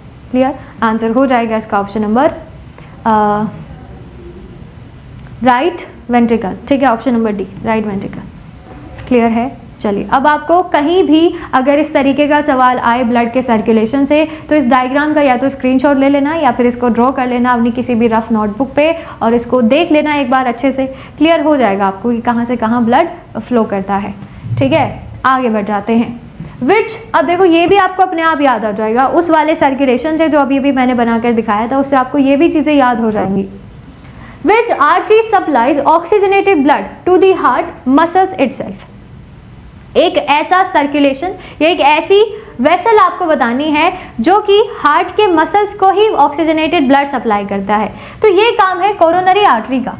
ठीक है, क्योंकि आपको मैंने पल्मोनरी आर्टरी का भी काम बता दिया है, आपको अरोटा का भी काम बता दिया है, सब क्लेवियन का इधर कोई फंक्शन नहीं है। आंसर है कोरोनरी आर्टरी, जो ऑक्सीजनेटेड ब्लड सप्लाई करेगा कार्डियक मसल को, ताकि वो भी अपना काम प्रॉपर तरीके से करता रहे। सबसे इंपॉर्टेंट काम तो उसी का ही है। What is the normal resting heart rate for a healthy adult? अब तुम्हारा हार्ट रेट कितना होता है नॉर्मल? 72 टाइम्स पर मिनट। क्या हो जाएगा answer? 60 to 100 beats per minute. BPM यानी बीट्स पर मिनट। एक मिनट में कितनी बार हमारा दिल धड़कता है वो है बीट्स पर मिनट। आंसर जाएगा 60 to 100। ठीक है, नॉर्मल इतना ही होता है एट रेस्ट पे। अगर कोई एक्सरसाइज आप कर रहे हैं, कोई इंट्रिंसिक एक्टिविटी आप कर रहे हैं, तो उसमें आपकी हार्ट रेट इंक्रीज भी हो सकती है। ठीक है, ऐसा नहीं है कि इतना ही होगा और इतना ही रहेगा हमेशा, ये ऊपर नीचे होता रहेगा। ये डिपेंड करता है आपकी एक्टिविटी पर कि आप काम क्या कर रहे हैं। ठीक है, which node in the heart act as a natural pacemaker. अब पेस मेकर इनमें से कौन सा है? ये क्वेश्चन है कंट्रैक्शन सिस्टम ऑफ हार्ट या कंडक्टिंग सिस्टम ऑफ हार्ट से। देखिए, पेस मेकर होता है एस ए नोड। कारण क्या है इसका? S A node sino atrial node. इसका कारण क्या है? ध्यान से सुनना। देखो, इसका कारण ये है कि जो साइनोऑर्ट्रियल नोड है ये इंपल्स को जनरेट करता है, जनरेट्स इलेक्ट्रिकल इंपल्सेस। इसीलिए हम कहते हैं कि ये रिस्पॉन्सिबल होता है, या इसी को ही नेचुरल पेसमेकर ऑफ हार्ट के नाम से जाना जाएगा। तो आंसर हो जाएगा आपका option number D, S A node. Which of the following blood vessel has valve and prevent backflow of blood? देखो, वॉल्व का फंक्शन आप अच्छे से समझ गए होंगे। ये दरवाजों की तरह काम करते हैं और बैकफ्लो को प्रिवेंट करेंगे। कहीं भी अगर बॉडी में किसी भी पार्ट में वॉल्व प्रेजेंट है, स्पेशली ये सर्कुलेटरी सिस्टम में ही होंगे। ठीक है, तो इनका यही काम होता है कि ये देखे बैकफ्लो प्रिवेंट ना हो। अब आपसे यही क्वेश्चन पूछा गया है कि ये कौन सी ब्लड वेसल के अंदर पाए जाते हैं, तो ये पाए जाते हैं आपके वेन्स में। ठीक है, वेन्स में प्रेजेंट होंगे ताकि बैकफ्लो को रोका जा सके। What is the main function of capillaries? Diagram से समझो कि कैपिलरीज का काम क्या है। देखिए, मान लो मेरे पास ये कोई भी एक पर्टिकुलर टिश्यू है, कुछ भी है। ठीक है, आपकी मर्जी है, आप कोई सा भी इसको टिश्यू मान लीजिए। इधर से आर्टरी आ रही है ऑक्सीजनेटेड ब्लड लेकर। ठीक है, इधर से वेन्स जा रही हैं डीऑक्सीजनेटेड ब्लड लेकर। बीच में प्रेजेंट होती है कैपिलरीज, यहां से लेकर यहां तक, ये है कैपिलरी। इसका काम क्या होता है? जो यहां से ऑक्सीजनेटेड ब्लड आया, अब ये ऑक्सीजनेटेड ब्लड टिश्यूज को भी तो ऑक्सीजन सप्लाई करेगा। ठीक है, टिश्यू तक जो ऑक्सीजन भेजता है, यानी जो एक्सचेंज का पार्ट प्ले कर रहा है इन ब्लड वेसल में, ये काम कैपिलरीज का है। क्या हम ये भी कह सकते हैं कि कैपिलरीज आर्टरी और वेन्स को कनेक्ट करने में भी अपना जो योगदान है वो देगा? बिल्कुल कह सकते हैं। आंसर हो जाएगा इसका option number C, exchange of gases, nutrient and waste. ठीक है, और इसी के साथ ही साथ अगर ये ऑप्शन ना देके यहाँ पर ये भी लिखा होता, जैसे मैंने आपको अभी बताया कि ये कनेक्ट करता है आर्टरी को वेन के साथ, तो आंसर हो जाएगा इसका ऑप्शन नंबर सी। ठीक है, इजी था, डायग्राम की हेल्प से और अच्छे से आपको क्लियर हो गया होगा। Which of the following is a circulatory disorder having narrowing of coronary artery? देखो, होता क्या है कि कभी कभी कुछ चीज़ें ऐसी होती हैं जो मेटाबोलाइज होने की बजाय आपके आर्टरी के अंदर जाकर इकट्ठा हो जाती है, ऐसे। ठीक है, कहीं कहीं पर किसी किसी पार्ट में, एग्जाम्पल के तौर पे आप कोलेस्ट्रॉल लेकर चल सकते हैं। ठीक है, वो भी LDL। Bad cholesterol. तो अगर ये चीज़ें इकट्ठा होंगी, एग्जाम्पल इज कोरोनरी आर्टरी, तो ब्लड फ्लो ब्लॉक कर जाएगा। क्या ब्लड फ्लो हो पाएगा? नहीं। ब्लड फ्लो अगर नहीं हो पाएगा तो जो ब्लड सप्लाई भी नहीं होगा, ऑक्सीजन या दूसरी चीज़ें नहीं पहुंचेंगी उस पर्टिकुलर एरिया तक, और ऐसी कंडीशन को हम कहते हैं आर्थेरोस्क्लेरोसिस। इसी कंडीशन को कहा जाता है आर्थेरोस्क्लेरोसिस, जिसमें ब्लॉकेज हो जाता है आर्टरीज का। तो आप इसको लिख सकते हैं ब्लॉकेज ऑफ आर्टरीज, कारण क्या है? अलग अलग चीज़ों का इकट्ठा होना, ये इसका कारण होता है। ठीक है, समझ में आ गया। आगे बढ़ते हैं। The primary function of the respiratory system is, respiratory system का प्राइमरी फंक्शन क्या होगा? खुद सोचो, क्या काम करेगा रेस्पिरेटरी सिस्टम? क्या सर्कुलेशन करेगा, डाइजेशन करेगा, गैसेस का एक्सचेंज करेगा, या फिर हार्मोन? देखो, सर्कुलेशन, ब्लड का सर्कुलेशन सर्कुलेटरी सिस्टम का पार्ट है, फ्लूइड का डाइजेशन डाइजेस्टिव सिस्टम का पार्ट है, लेकिन गैसेस को एक्सचेंज कराने के लिए, यानी अगर आपको ऑक्सीजन एंड कार्बन डाइऑक्साइड को एक्सचेंज कराना है, सर्कुलेट करना है अपनी बॉडी में, तो उसके लिए रिस्पॉन्सिबल होता है कौन? Respiratory system. आंसर हो जाएगा इसका option number C, exchange of gases. The site of gases exchange in the lungs is, ये भी मैं डायग्राम की हेल्प से ही आपको समझाऊंगी, एक ऐसी जगह जहां पर गैसेस का एक्सचेंज होता है। देखिए, ऐसी जगह को हम कहते हैं एल्वियोलाई, ऐसे प्रेजेंट होती है ये कैपिलरी, ये एल्वियोलाई, यहाँ से यहाँ और यहाँ से यहाँ, ऐसे सर्कुलेशन चलता रहेगा, एक्सचेंज चलता रहेगा। तो आंसर हो जाएगा alveoli. Millions of alveoli present होती है हमारे लंग्स के अंदर। ये माइक्रोस्कोपिक स्ट्रक्चर्स हैं, ठीक है, माइक्रोस्कोपिक स्ट्रक्चर्स हैं, और हम इनको structural and functional unit of respiratory system के नाम से भी जानते हैं। ठीक है, काम समझ में आ गया है? Exchange of gases, exchange of gases मतलब जो भी ऑक्सीजन आप इनहेल कर रहे हैं वो तो इधर से इधर आएगा, और कार्बन डाइऑक्साइड जो पूरी बॉडी से इकट्ठा होकर आया है वो वापस से एल्वियोलाई में चला जाएगा, जिसको आप एक्सहेलेशन के थ्रू बॉडी से बाहर निकाल देते हैं। ठीक है, तो ये प्रोसेस तब तक चलेगा जब तक आप जीवित हैं। The wind pipe is also known as, wind pipe क्या होता है? ट्रैकिया, जिसकी मदद से आप इनहेलेशन और एक्सहेलेशन करते हैं। Answer is trachea. The respiratory pigment found in red blood cell is, अच्छा, रेड ब्लड सेल के अंदर रेस्पिरेटरी पिगमेंट कौन सा होता है? मैडम ये तो नहीं सुना है हमने। देखो क्या होगा, आपके रेड ब्लड सेल के अंदर एक पिगमेंट होता है हीमोग्लोबिन, जिसको हम रेस्पिरेटरी पिगमेंट भी कहते हैं। क्यों?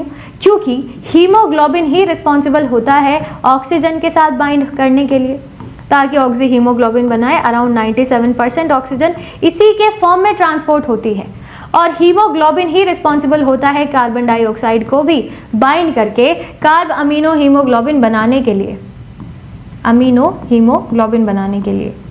तो इसी को हम, इसी के कारण से कहा जाता है कि जो आपका ये हीमोग्लोबिन है ये एक रेस्पिरेटरी पिगमेंट भी होता है, जो कि रेड ब्लड सेल के अंदर पाया जाएगा। आंसर हो जाएगा option number C. Which part of the brain controls the rhythm of respiration? अब आपके रेस्पिरेशन के रिदम को कंट्रोल करने के लिए कौन सा ब्रेन का पार्ट जरूरी है या रिस्पॉन्सिबल होता है? सेरिब्रम, हाइपोथैलेमस, मेड्यूला ऑब्लिंगेटा या सेरिबेलम? देखिए, इस काम के लिए मेड्यूला ऑब्लिंगेटा रिस्पॉन्सिबल होता है। मेड्यूला ऑब्लिंगेटा जो कि हाइंड ब्रेन का पार्ट है, और रेस्पिरेटरी सिस्टम के साथ साथ ये डाइजेस्टिव सिस्टम, जो आपका हार्ट रेट होता है, उसको भी ये कंट्रोल करेगा। लेकिन ये अकेला नहीं, ये ऑटोनॉमिक नर्वस सिस्टम के साथ मिलकर काम करता है। ठीक है, आंसर इसका हो जाएगा मेड्यूला ऑब्लिंगेटा। आगे बढ़ते हैं। Which muscle plays a major role in breathing? Breathing के लिए कौन सा मसल काफ़ी इंपॉर्टेंट है? इंटरकोस्टल, एब्डोमिनल, डायाफ्राम या पेक्टोरल मसल? देखिए, सबसे इंपॉर्टेंट है डायाफ्राम। ये होता कहाँ पर प्रेजेंट है और इसका काम कैसे होता है, ये एक बार सुन लीजिए। ठीक है, देखो होगा क्या, मान लीजिए ये मेरे पास लंग्स है, इन्हीं के ही नीचे ऐसे प्रेजेंट होता है ये डायाफ्राम, ये लंग्स और इन्हीं के ही नीचे डायाफ्राम। इसका काम है कॉन्ट्रैक्शन का और रिलैक्सेशन का। कॉन्ट्रैक्शन होता है जब आप इनहेल करते हैं यानी इनहेलेशन के दौरान, रिलैक्सेशन होता है जब आप सांस छोड़ते हैं एक्सहेलेशन के दौरान। ठीक है, तो ये ऐसे काम करेगा। अब इनहेलेशन में कॉन्ट्रैक्शन होना बहुत ज़रूरी है, क्योंकि तभी आप एरिया इंक्रीज कर पाओगे, और जब एरिया इंक्रीज होगा प्रेशर तभी कम होगा, हवा तभी अंदर आएगी आपकी बॉडी से, और यही चीज़ें ऑपोजिट हो जाती हैं एक्सहेलेशन के प्रोसेस के दौरान। ठीक है, the process of inhaling air into the lungs is known as, इतना इजी क्वेश्चन, सांस लेने को आप क्या कहते हैं? इनहेलेशन। ठीक है, बहुत सिंपल क्वेश्चन है। इंस्पिरेशन या इनहेलेशन सेम ही चीज है, डरना मत। Which of the following prevent food from entering into the trachea? अब एक ऐसा स्ट्रक्चर आपको बताना है जो ट्रैकिया में फूड की एंट्री को प्रिवेंट करेगा। देखिए, जब आप खाना खाते हैं तो कभी कभी आपको खांसी हो जाती होगी, बहुत खतरनाक खांसी। कब होती है? जब आप किसी भी फूड पार्टिकल को अपने ट्रैकिया में एंटर करा लेते हो। तो एक ऐसी भी चीज़ हमारी बॉडी में पाई जाती है जो इस ट्रैकिया की एंट्री को प्रिवेंट करने का काम करती है, ट्रैकिया में फूड की एंट्री को प्रिवेंट करने का काम करती है, जिसका नाम है एपिग्लोटिस। अगर इसके बारे में थोड़ी सी मैं इंफॉर्मेशन आपको दूं तो ये जो एपिग्लोटिस है ये एक फ्लैप लाइक स्ट्रक्चर होता है, फ्लैप लाइक स्ट्रक्चर है, यानी ढक्कन की तरह होता है ये, और ये कवर करके रखता है ट्रैकिया को, ताकि किसी भी प्रकार की छोटी से छोटे फूड पार्टिकल की एंट्री को प्रिवेंट किया जा सके। ठीक है, नहीं तो बहुत ही इंटेंस खांसी भी हो सकती है ना, खाना खाने के समय। इसीलिए कहा जाता है कि खाना खाते टाइम आपको बातें नहीं करनी चाहिए, क्योंकि आपका ब्रेन कंफ्यूज हो जाएगा कि खाना खाएं, बातें भी करनी है, ठीक है, सांस भी लेना है, सब कुछ एक साथ चल रहा है, तो ब्रेन क्या क्या करेगा। क्लियर? तो ये सारी चीज़ें होती हैं और इसके लिए रिस्पॉन्सिबल होगा एपिग्लोटिस। चलिए आगे बढ़ते हैं। What is the average respiratory rate for a healthy adult at rest? सवाल पूछा गया है कि हमारे अंदर जो रेस्पिरेटरी रेट है पर मिनट, यस, पर मिनट कितना होगा? ठीक है, तो अराउंड हम लोग सांस लेते हैं 12 से 20 टाइम्स पर मिनट, और यही चीज़ें थोड़ी सी बढ़ जाती हैं अगर एक छोटा बच्चा हो। देखो 12 से 20 ब्रीथ पर मिनट ये होगा अडल्ट में। अगर यही चीज़ इन्फेंट में पूछी जाती तो आंसर डी होता, 40 to 60, क्योंकि उनकी बॉडी छोटी है, उनकी बॉडी में सर्कुलेशन में समय नहीं लगता है गैसेस में। ठीक है, तो जल्दी जल्दी से आप उसमें इनहेलेशन एक्सहेलेशन वो प्रोसेस कराते हैं। अडल्ट में 12 to 20, जो इन्फेंट्स है उसमें 40 to 60। The exchange of gases between blood and tissue cells is called, एक ऐसा एक्सचेंज जो कि ब्लड और टिश्यूज के बीच में होता है उसको आप क्या कहेंगे? सोचो कहाँ पर होगा? ये बॉडी के अंदर होगा भाई। ठीक है, इसीलिए हम इसको कहेंगे इंटरनल रेस्पिरेशन। एक्सटर्नल कब होता?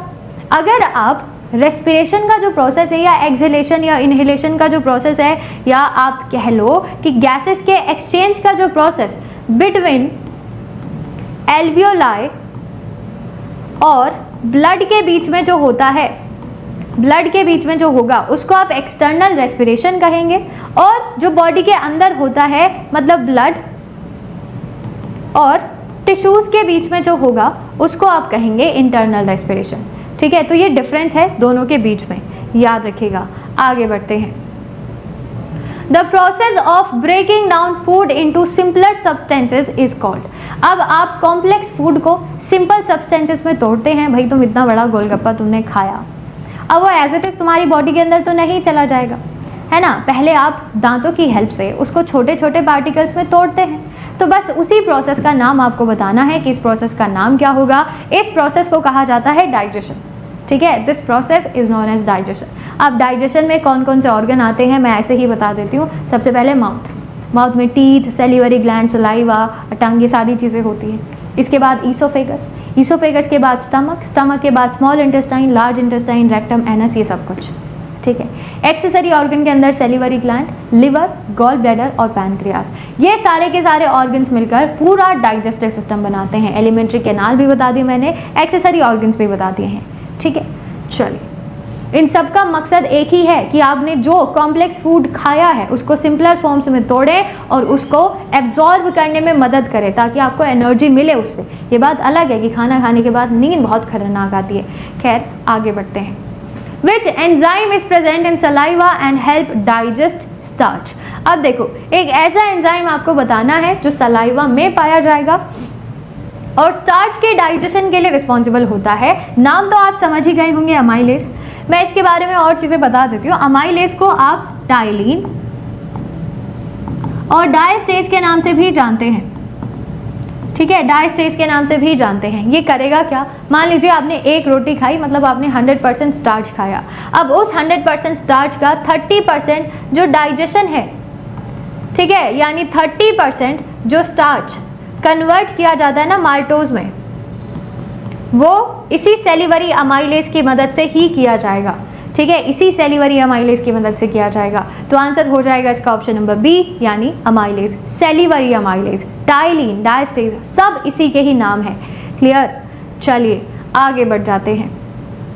The stomach secrete which enzyme to digest protein. एक ऐसा एंजाइम आपको बताना है जो कि स्टमक में रिलीज किया जाता है प्रोटीन के डाइजेशन के लिए, और आंसर तो समझ गए आप लोग, पेप्सिन। इसके अलावा जो अमाइलेज है वो कार्बोहाइड्रेट के लिए होता है, लाइपेज लिपिड के लिए होता है।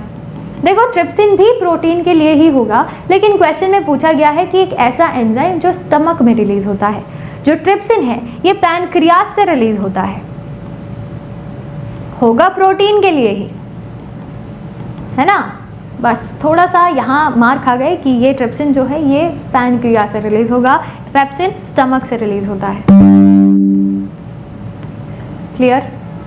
आगे बढ़ जाते हैं नेक्स्ट क्वेश्चन की तरफ। इजी हैं, बहुत इजी क्वेश्चंस आते हैं भाई, बहुत easy. The organ responsible for producing bile is. Bile बनाने के लिए कौन जरूरी है? बनाने के लिए पूछा है, ठीक है। पैनक्रियाज, गॉल ब्लैडर, लिवर या फिर स्टमक। देखिए बाइल जूस बनाने के लिए आपका लिवर जरूरी होता है। अगर स्टोरेज या सिक्रीशन से सवाल आता तो आंसर हो जाता गॉल ब्लैडर। अभी फिलहाल आंसर हो जाएगा आपका लिवर, जो बाइल जूस बनाएगा। Which part of the digestive tract is responsible for nutrient absorption? सबसे ज़्यादा न्यूट्रिएंट का एब्जॉर्प्शन कहाँ पर होगा, या यही सवाल मैं घुमा के अगर पूछ लूँ कि सबसे ज़्यादा जो डाइजेशन है वो कहाँ होगा, तो चाहे आप डाइजेशन की बात करें चाहे आप एब्जॉर्प्शन की बात करें, ये काम सबसे ज़्यादा स्मॉल इंटेस्टाइन में ही होता है। ठीक है, तो आंसर हो जाएगा इसका ऑप्शन नंबर बी, यानी स्मॉल इंटेस्टाइन। आप लिख सकते हैं मैक्सिमम डाइजेशन भी यही होगा, मैक्सिमम एब्जॉर्प्शन भी यही होता है। ठीक है, चलिए। The finger like projections in the small intestine that increases surface area for absorptions are called. एक मैं छोटा सा आपको डायग्राम बनाकर दिखाती हूँ कि कैसे ये प्रेजेंट होंगे। देखो, ये है मान लीजिए स्मॉल इंटेस्टाइन, ठीक है, स्मॉल इंटेस्टाइन। स्मॉल इंटेस्टाइन की जो सबसे अंदर वाली लाइनिंग है, मैं इसको जूम करके भी दिखा दूंगी अभी, ऐसे छोटे छोटे से फिंगर लाइक प्रोजेक्शंस प्रेजेंट होते हैं, और इनका जो काम है वो है एब्जॉर्प्शन एरिया को अराउंड 600 गुना बढ़ा देना, इंक्रीज कर देना। अब आप खुद ही सोचिए अगर ये चीज़ प्रेजेंट ना हो तो क्या होगा, क्या मैक्सिमम एब्जॉर्प्शन कर पाएंगे? नहीं। आप खा रहे हैं वो ऐसे ही निकल जा रहा है, उसका एब्जॉर्प्शन ही नहीं हो रहा। वैसे सही आंसर हो जाएगा आपका ये वाला, लेकिन मैं आपको एक बार जूम करके दिखा देती हूँ, ठीक है, अगर ये दिखेगा तो। चलिए, ये तो नहीं दिख रहा है, खैर इसका सही ऑप्शन जो हो जाएगा आपका वो है villi. Which of the following is not a part of the alimentary canal? Alimentary canal यानी जो गैस्ट्रोइंटेस्टाइनल ट्रैक्ट है या डाइजेस्टिव ट्रैक्ट है, वही पूछा गया है। इनमें से कौन सा एक पार्ट नहीं है? माउथ, पैनक्रियाज, स्मॉल इंटेस्टाइन या इसोफेगस। देखो, जो डाइजेस्टिव सिस्टम है वो दो पार्ट्स में डिवाइडेड होता है, ठीक है। ये भी लिख लीजिए इस चीज़ को, जो भी चीज़ें मैं एक्स्ट्रा लिखवा रही हूँ उसको लिख लेना। डाइजेस्टिव सिस्टम दो पार्ट्स में डिवाइडेड होता है, एक तो है एलिमेंट्री कैनाल जहां से खाना एक्चुअली होकर गुजरता है, ठीक है, और दूसरा है एक्सेसरी ऑर्गन्स। एक्सेसरी ऑर्गन्स जहां से खाना होकर नहीं गुजरेगा, लेकिन डाइजेशन में इनका अपना एक इंपॉर्टेंट रोल होता है। अब एलिमेंट्री कैनाल के अंदर शुरुआत होती है ओरल कैविटी से, जहां पर टीथ और टंग ये सारी चीजें होंगी। दूसरा जो पार्ट है वो है ईसोफेगस, ठीक है। फिर आता है आपका stomach, small intestine, large intestine और एनस, ठीक है। तो ये सारी की सारी चीजों से मिलकर बनता है एलिमेंट्री कैनाल। अब वहीं पर एक्सेसरी ऑर्गन्स की बात करें तो पैनक्रियाज, सेलिवरी ग्लैंड, ठीक है, सेलिवरी ग्लैंड के बाद आता है आपका लिवर और फिर गॉल ब्लैडर, ठीक है, गॉल ब्लैडर। इन चारों चीजों से मिलकर बनता है आपका एक्सेसरी ऑर्गन। तो ये पूरा डाइजेस्टिव सिस्टम के ऑर्गन्स है। अब क्वेश्चन के अकॉर्डिंग यहाँ लिखा गया है कि कौन सा एक पार्ट है जो इसका हिस्सा नहीं है। माउथ तो होता है, पैनक्रियाज नहीं है क्योंकि एक एक्सेसरी ऑर्गन है, तो आंसर हो जाएगा इसका option number B. Small intestine और ईसोफेगस भी पार्ट है, ठीक है। Answer is pancreas. इसका स्क्रीनशॉट ले लो या फिर लिख लेना इस चीज को। चलिए आगे बढ़ते हैं। The enzyme lipase is responsible for digestion of, नाम में ही आंसर छुपा हुआ है। लाइपेज यानी लिपिड यानी फैट, आंसर हो जाएगा इसका ऑप्शन नंबर सी, ठीक है। Which part of the digestive system absorbs water and forms faeces, faeces यानी नाइट्रोजनस वेस्ट। एक ऐसा पार्ट आपको बताना है डाइजेस्टिव सिस्टम का जो कि पानी का एब्जॉर्प्शन करेगा और फीसिस बनाने के लिए ज़रूरी होता है। देखिए स्मॉल इंटेस्टाइन ये नहीं करेगा, स्टमक ये नहीं करेगा, आंसर होगा लार्ज इंटेस्टाइन, जहाँ पर जो चीज़ें डाइजेस्ट नहीं हो पाती हैं क्योंकि स्मॉल इंटेस्टाइन तक डाइजेशन का प्रोसेस ख़त्म हो जाता है, ठीक है। इसके बाद एब्जॉर्प्शन होगा वाटर का, जो अनडाइजेस्टेड पार्ट बचता है ना, जिसको हम डाइजेस्ट नहीं कर पाते हैं, वो स्मॉल इंटेस्टाइन से एंटर करता है लार्ज इंटेस्टाइन में। क्लियर। उस लार्ज इंटेस्टाइन में एब्जॉर्प्शन होगा उस अनडाइजेस्टेड फूड में से वाटर का, ठीक है। पानी तो एब्जॉर्ब होगा ही, लेकिन इसी के साथ ही साथ फीसेस यानी नाइट्रोजनस वेस्ट का भी फॉर्मेशन होता है, तो आंसर हो जाएगा आपका लार्ज इंटेस्टाइन। समझ आ गया है कि क्या काम और कैसे करेगा ये लार्ज इंटेस्टाइन।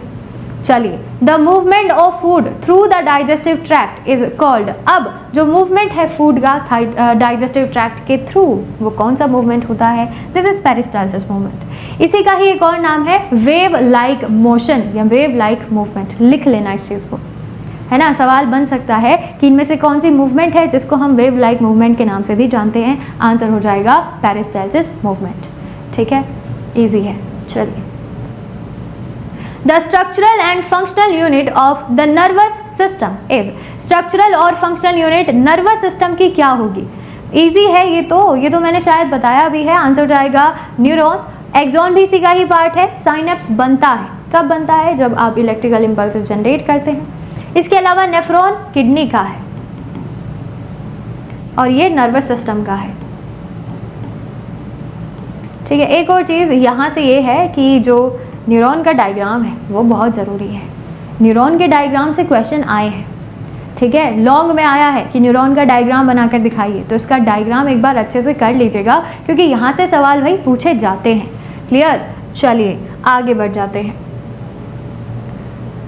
अगला सवाल है which part of the brain controls voluntary movement. एक ऐसा ब्रेन का पार्ट बताइए जो कि वॉलेंट्री मूवमेंट्स को कंट्रोल करता है। अब फिर से वॉलेंट्री मूवमेंट दोबारा लिख लो कि जिनको हम अपने हिसाब से चलाएं, ठीक है, जिनको हम कंट्रोल कर सके, कंट्रोल बाय ब्रेन, जिनको आपका ब्रेन इजीली कंट्रोल कर सकता है, वो है वॉलेंट्री मूवमेंट। ऑप्शंस है मेडुला ऑब्लिंगेटा या फिर सेरिबेलम या फिर सेरिब्रम या फिर हाइपोथैलेमस। देखिए सेरिबेलम जो कि पार्ट है हाइंड ब्रेन का, हाइंड ब्रेन जो सबसे लास्ट वाला पार्ट होता है, ये रिस्पॉन्सिबल है वॉलेंट्री मूवमेंट्स को कंट्रोल करने के लिए। अब वॉलेंट्री मूवमेंट्स के एग्जाम्पल है muscle movement, skeletal muscle movement, bone movement, ठीक है, हाथों का मूवमेंट, पैरों का मूवमेंट, चलना फिरना, साइकिलिंग, स्विमिंग, ये सब कुछ किसके अंदर आता है? वॉलेंट्री मूवमेंट के अंदर, ठीक है। तो आंसर हो जाएगा इसका सेरिबेलम यानी ऑप्शन नंबर बी। तो करेक्ट आंसर हो जाएगा इसका सेरिबेलम, इसको सही कर लीजिएगा। आगे बढ़ते हैं। Which part of the neuron receives impulses and transmit them towards the cell body. एक ऐसा पार्ट आपको बताना है न्यूरॉन का जो कि इम्पल्सेस को रिसीव करके सेल बॉडी की तरफ भेजने का काम करता है। देखो मैं एक छोटा सा डायग्राम आपको बनाकर दिखा देती हूँ, न्यूरॉन दिखता कैसा है। और इसी क्वेश्चन से क्वेश्चन आया है, इसी पार्ट से क्वेश्चन आए हैं आपके डी फार्मा पेपर में प्रीवियस ईयर में, तो उसको याद रखना। देखो दिस इज एक्सॉन, ये पार्ट होता है एक्सॉन टर्मिनल, ये है सेल बॉडी, ठीक है। तो सही आंसर जो इसका हो जाएगा एक्सॉन, साइनेप्स, डेंड्राइट, अच्छा डेंड्राइट भी होता है, ये डेंड्राइट है, ये है डेंड्राइट, ठीक है। तो डेंड्राइट का काम होता है इम्पल्सेस को पकड़ना और उनको सेल बॉडी की तरफ भेजना, फिर सेल बॉडी से वो एक्सॉन में जाएंगे, एक्सॉन से एक्सॉन टर्मिनल, उसके बाद साइनेप्स, यहाँ पर होता है साइनेप्स, दो न्यूरॉन्स के बीच का जो एरिया होता है ना उसी को साइनेप्स बोला जाता है। सही आंसर इसका हो जाएगा ऑप्शन नंबर सी यानी डेंड्राइट, ठीक है। समझ गए होंगे आप लोग। Central nervous system consist of, अब जो सेंट्रल नर्वस सिस्टम है उसके अंदर कौन कौन सी चीज़ें आती हैं? देखो सेंट्रल नर्वस सिस्टम बनता है दो चीज़ों से मिलकर, पहला ब्रेन, दूसरा स्पाइनल कॉर्ड। आंसर जाएगा ऑप्शन नंबर ए, ठीक है। इजी है ये तो, बहुत इजी है। आगे बढ़ते हैं। Which part of the brain regulate heart beat, breathing and blood pressure. अब ब्रेन का ऐसा कौन सा हिस्सा है जो हार्ट बीट को, ब्रीदिंग को और ब्लड प्रेशर को रेगुलेट करेगा? सेरिब्रम, सेरिबेलम, पोन्स या फिर मेडुला ऑब्लिंगेटा। देखिए ये सारे फंक्शंस है मेडुला ऑब्लिंगेटा के। मेडुला ऑब्लिंगेटा का काम होता है अलग अलग ब्रेन, अलग अलग जो आपके जैसे हार्ट रेट हो गया, रेस्पिरेटरी रेट हो गया, इसी के साथ ही साथ जो वॉमिटिंग सेंटर है वो यही होता है, ब्लड प्रेशर को ये रेगुलेट करेगा। तो ये सारे के सारे फंक्शंस होते हैं मेडुला ऑब्लिंगेटा के। क्या मैं ये कह सकती हूँ कि मेडुला ऑब्लिंगेटा रिस्पॉन्सिबल होता है ऑटोनॉमिक फंक्शंस को कंट्रोल करने के लिए? क्योंकि ये सारे फंक्शंस ऑटोनॉमिक फंक्शंस है, ठीक है। तो इसमें ऑटोनॉमिक फंक्शंस में आपके जितने भी काम आते हैं उन सभी के लिए मेडुला ऑब्लिंगेटा रिस्पॉन्सिबल होता है, उनको रेगुलेट करने के लिए, उनको कंट्रोल करने के लिए, ठीक है। तो इसको याद रखना। चलिए आगे बढ़ते हैं। The junction between two neuron is called, एक ऐसा जंक्शन, थोड़ी देर पहले ही डायग्राम बनाते ही मैंने आपको बताया था, एक ऐसा जंक्शन जो दो न्यूरॉन्स के बीच में प्रेजेंट होता है वो है साइनेप्स, ठीक है। चलिए, the outermost protective covering of the brain and spinal cord is called.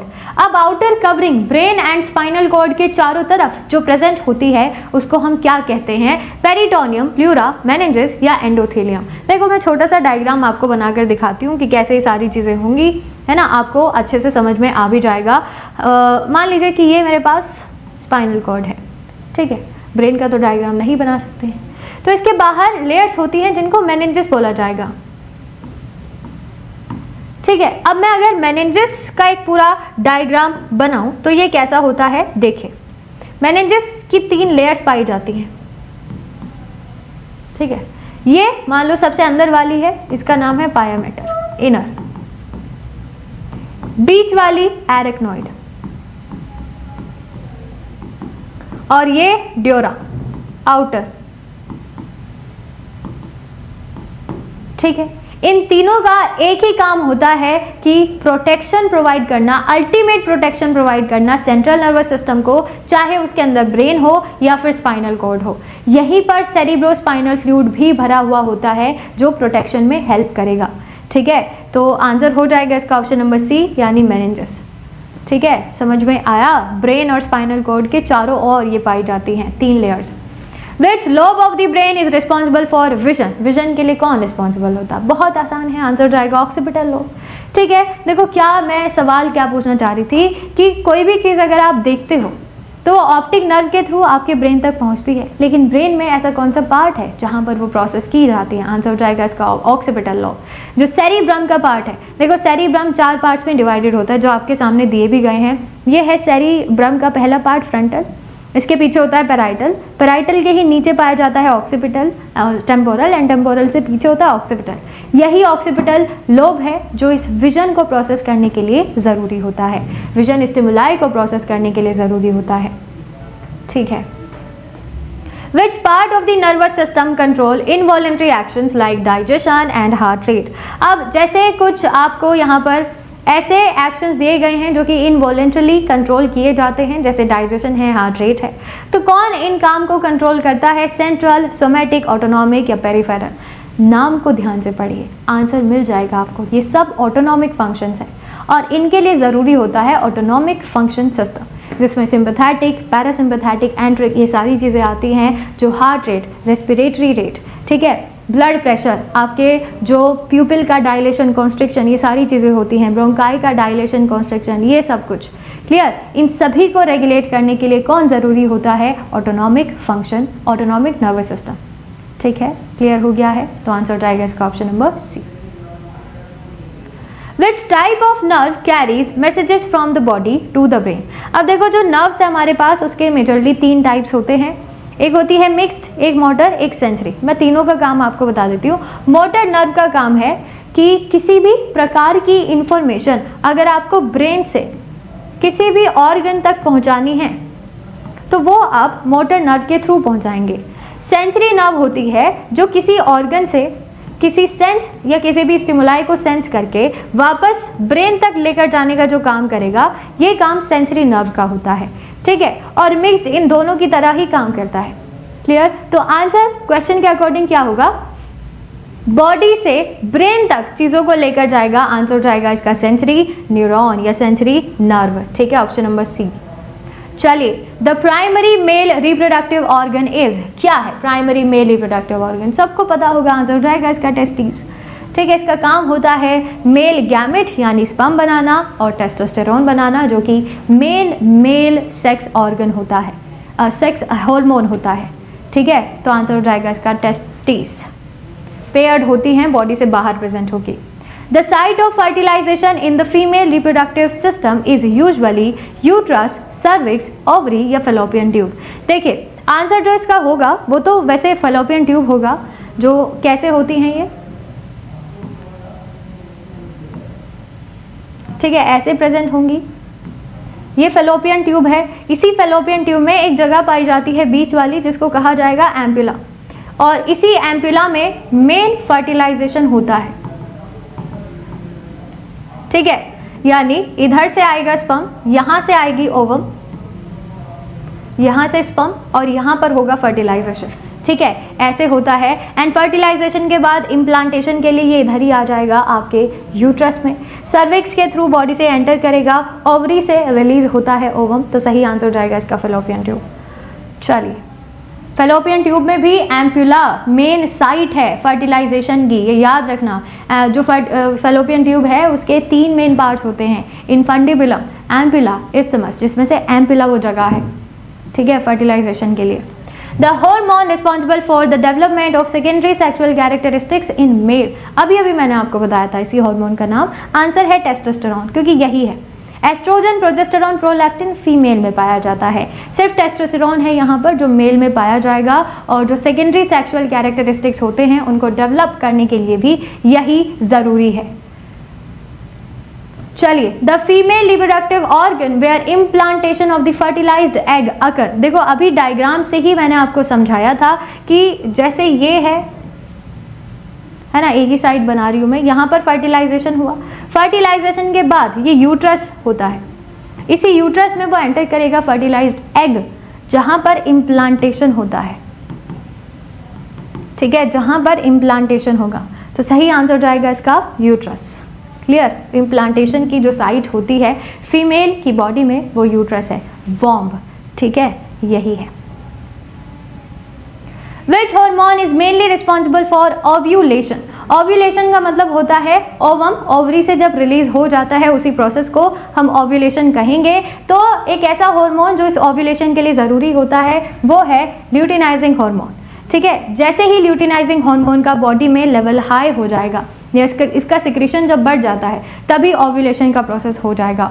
Ovulation यानी ओवम का ओवरी से रिलीज हो जाना, जो कि अगर एक 28 साइकिल की हम एक पूरी 28 डेज की एक साइकिल लेकर चल रहे हैं तो 14th डे पर 13 to 17 के बीच में एग्जैक्टली, तो 14 डे नहीं होगा, 14 से 15 भी हो सकता है, लेकिन हम लेकर चलते हैं 14th डे पर, ठीक है, ओव्यूलेशन हो जाता है। तो आंसर हो जाएगा इसका luteinizing hormone. Sperm production occurs in, sperm का प्रोडक्शन कहाँ पर, किस जगह पर होता है? देखिए, स्पर्म प्रोडक्शन होता है सेमिनिफेरस ट्यूब्यूल में। बाकी वास डिफरेंस और एपिडिडाइमस तो पाथवे हैं जिनके थ्रू मूवमेंट होता है। एपिडिडाइमस बहुत इंपॉर्टेंट जगह है, यहाँ पर स्पर्म स्टोर भी होंगे, मैचुरेशन भी यहीं पर होता है, ठीक है। इसके अलावा सेमिनल वेसिकल से रिलीज होता है सीमेन। क्लियर, बाकी सही आंसर जाएगा आपका सेमिनिफेरस ट्यूब्यूल, जो रिस्पॉन्सिबल होता है for the production of sperm in male reproductive system, in male reproductive system, ठीक है। चलिए आगे बढ़ जाते हैं। नेक्स्ट क्वेश्चन है, which gland contribute to semen production and surrounds the male urethra. एक ऐसा ग्लैंड आपको बताना है जो कि सीमेन प्रोडक्शन के लिए रिस्पॉन्सिबल है और यूरेथ्रा को चारों ओर से कवर करके रखता है, ठीक है। देखो, एक तो सेमिनल वेसिकल है, लेकिन वो जो है वो तो यूरिनरी ब्लैडर के अंदर होगा, ठीक है, यूरिनरी ब्लैडर के पास ही होता है, अंदर तो नहीं, पास ही होता है। लेकिन अगर हम बात करें प्रोस्टेट ग्लैंड की, ये भी एक एक्सेसरी ऑर्गन है जो सीमेन बनाने में भी हेल्प करता है और इसके साथ ही साथ यूरेथ्रा को चारों ओर से कवर भी करेगा। क्लियर, तो आंसर हो जाएगा इसका प्रोस्टेट ग्लैंड। इसके अलावा ऑप्शंस तो देख लो भाई, अड्रीनल, थायराइड, पिट्यूटरी ये एंडोक्राइन ग्लैंड है ना, ये तो पिट्यूटरी ब्रेन में पाया जाता है, थायराइड इस पार्ट में होगा, एड्रिनल किडनीज के ऊपर होता है। तो दूसरे ऑप्शन तो बिल्कुल मैच ही नहीं कर रहे हैं। अगर आपको आंसर भी नहीं पता है, आप लोकेशन के हिसाब से ही आंसर बता सकते हो, ठीक है। चलिए, Which hormone is essential for maintaining pregnancy? एक ऐसा हार्मोन जो कि प्रेगनेंसी को मेंटेन करने के लिए इंपॉर्टेंट है और इसको प्रेगनेंसी हार्मोन के नाम से भी जाना जाता है, प्रोजेस्टेरॉन, प्रेगनेंसी हार्मोन।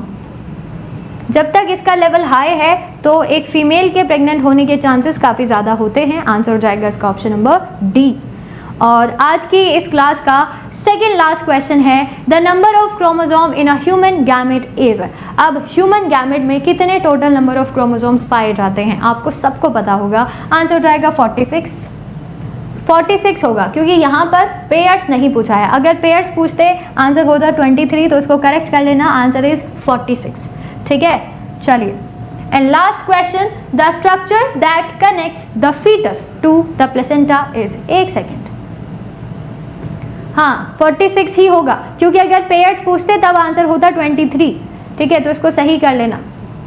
आगे बढ़ते हैं, the structure that connects the foetus to the placenta is urethra, fallopian tube, umbilical cord या फिर सर्विक्स।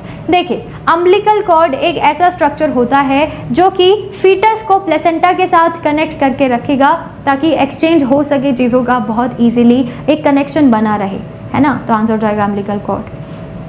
तो ये थे best 100 MCQs questions human anatomy and physiology के, जो कि आपके BT UP D फार्मा के लिए बहुत ही ज़्यादा इंपॉर्टेंट है। अब क्लास को एंड करने से पहले मैं आपको कुछ और इन्फॉर्मेशन ज़रूर देना चाहूँगी आपकी तैयारी के लिए। बहुत अच्छे से अगर आप अपनी तैयारी करना चाह रहे हैं तो आपके लिए ही फार्मेसी इंडिया ने स्टार BT UP ये जो बुक्स हैं ये लॉन्च करी हैं, जिसके अंदर चैप्टर वाइज क्वेश्चंस दिए गए हैं, शॉर्ट भी हैं, लॉन्ग भी हैं, MCQs भी हैं, फिलअप्स भी हैं। यानी ये पूरी तरीके से BT UP एग्जाम पर उसके पैटर्न पर बेस्ड है। साथ ही साथ प्रीवियस ईयर के सॉल्व पेपर भी दिए गए हैं और एक सबसे इंपॉर्टेंट चीज़ कि ये बाईलिंगुअल लैंग्वेज में अवेलेबल हैं, हिंदी और इंग्लिश दोनों में अवेलेबल हैं, ठीक है। अब इसके लिए आप फ्लिपकार्ट या अमेज़ॉन से भी इसको ऑर्डर कर सकते हैं कैश ऑन डिलीवरी के साथ, या फार्मेसी इंडिया ऐप से भी आप इसको ऑर्डर कर सकते हैं। और एक और चीज़ शायद मैं बताना भूल गई हूँ कि आपको इसमें डिजिटल सोल्यूशन भी दिया जा रहा है प्रीवियस ईयर के पेपर्स का, ठीक है, जो अगेन बायलिंगुअल लैंग्वेज के अंदर ही होगा। तो और चाहिए क्या? क्लियर, सारी चीज़ें इसके अंदर है, ऑल इन वन बुक आप इसको कह सकते हैं। तो ये थे best 100 MCQs questions. I hope सारे क्वेश्चंस जो हैं आपको समझ में आ गए होंगे इजीली। नेक्स्ट क्लास में मिलेंगे एक और सब्जेक्ट के इंपॉर्टेंट MCQs क्वेश्चंस के साथ। तब तक के लिए stay tuned with pharmacy India live. Thank you.